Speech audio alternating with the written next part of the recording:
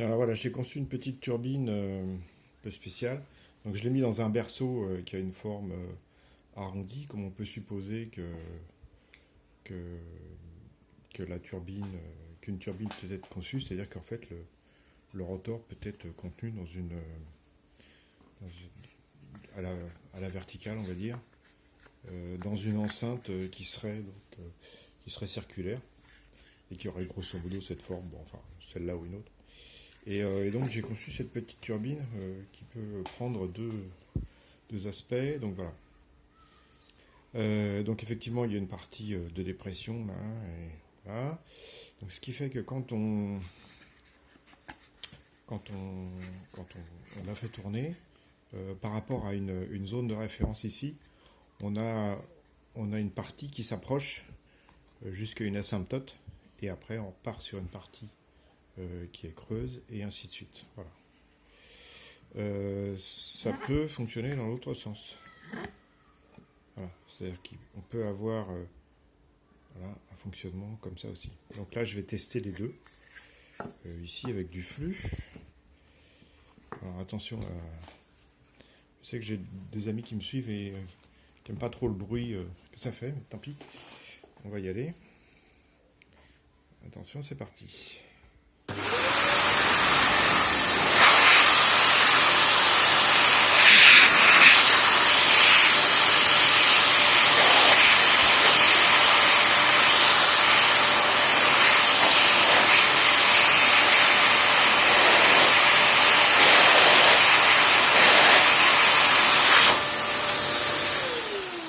Voilà, donc c'est une première observation, c'est que en fait ce qui se passe, c'est que la turbine se colle au plus près avec l'effet Venturi.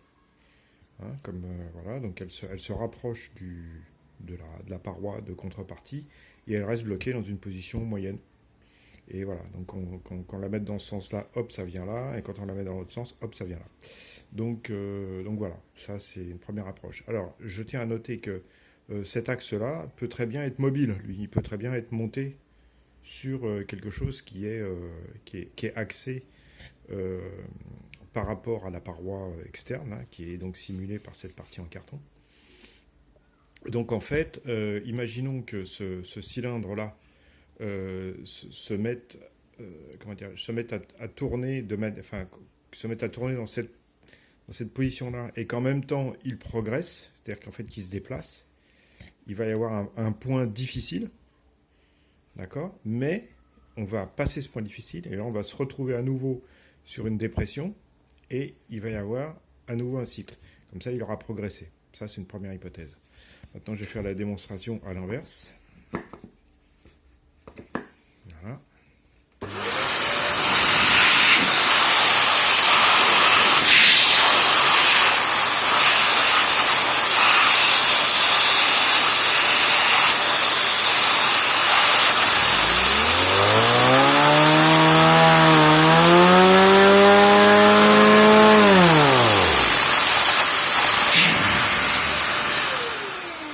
Bon, là, on voit que ça tourne très très vite, évidemment. Donc, qu'est-ce qui se passe? Il se passe dans un premier temps la même chose, c'est-à-dire que là, on a une partie euh, où passe le flux, et donc obligatoirement, il y a un pincement qui va se faire. Donc, comment dirais-je, le profil va avoir tendance à se rapprocher du profil de référence pour augmenter le pincement.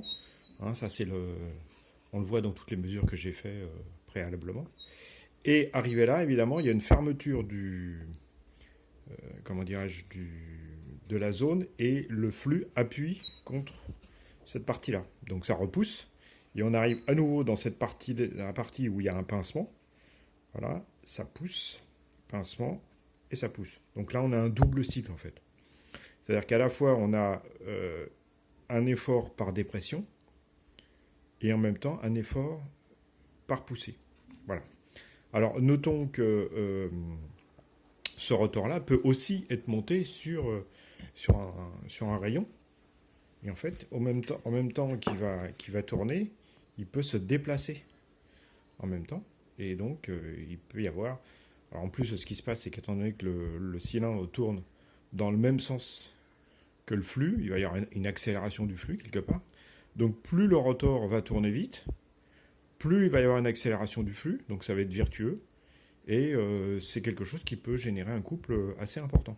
Parce que ça marche à la fois par dépression et par poussée. Donc il y a deux effets, il y a le double effet qui se coule, ce qu'on appelle, et ça peut être un système très intéressant. Voilà.